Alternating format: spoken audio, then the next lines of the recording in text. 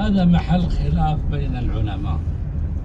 من العلماء من يرى أن ادراک الجماعہ اگر آپ تكبيرة الإحرام تشہد میں داخل ہوتے وهذا ہیں مذهب الحنفية کیا ورواية عند امام ابو حنیفہ کے نزدیک یا حنفی مذہب میں هؤلاء يدركون الجماعة إذا كبروا قبل سلام الإمام. امام سے پہلے اگر اس کے سلام سے پہلے اگر آپ نے تکبیر تحریمہ کر لی ہے تو حنفی مذہب یہ ہے کہ آپ جماعت میں شامل ہو گئے. العلماء أن الجماعة إنما تدرك بإدراك الرکعہ. وهذا مذهب الجمهور. جمہور اہل علم کا موقف یہ ہے کہ اگر آپ نے رکعت میں پا لیا ہے امام کو تب نماز آپ کی رکعت اور جماعت مل جائے گی. تو احناف کا موقف منفرد ہے اور شیخ عبداللہ المطلقی فرما رہے ہیں کہ اس کی کوئی دلیل صحیح نہیں ہے. جمہور اہل علم کا موقف زیادہ درست ہے. من ادرک الرکعۃ الصلاۃ، جس نے رکعت پالی اس نے نماز پالی، یہ حدیث ہے.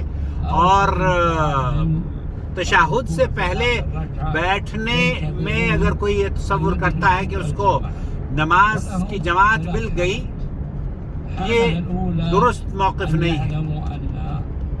هناك من يأتي حينئذ نقول الأفضل تنتظرون تصلون جماعة بيقين. افضل یہ ہے کہ اگر آپ ایسی حالت میں گئے کہ امام تشہد میں بیٹھا ہوا ہے تو اس کے ساتھ ملنے سے بہتر یہ ہے کہ آپ دوسرے لوگوں کا انتظار کر لیں اور وہ جب آ جائیں تو آپ با جماعت ادا کریں. پوری نماز کا آپ کو جماعت کا اجر مل جائے گا. أنتم تدركون الجماعة عند بعض العلماء. كبر، نقول لك كبر وصل، يعني واحد مو صل فأنت تدرك الجماعة عند بعض العلماء.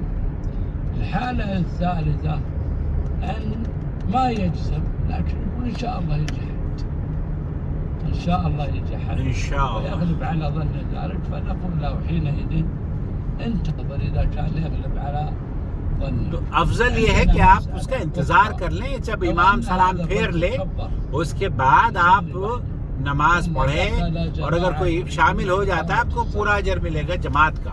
هل يشرع له أن يسلم من صلاته أو يتمها خفيفة، يقلبها نافلة ويتمها خفيفة؟ شیخ عبداللہ المطلقی کہہ رہے ہیں کہ اگر آپ اگر تشہد میں بیٹھے ہیں امام کے ساتھ تو آپ اس کو سلام امام کے ساتھ سلام بھی پھیر سکتے ہیں، اور بہتر یہ ہے کہ آپ اس کو 2 رکعت نفل کی نیت کر لیں تاکہ آپ کی نفل نماز ہو جائے اور آپ جو جماعت آئی ہے اس کے ساتھ نماز پڑھ لیں. یہ دوسرا سوال ہے.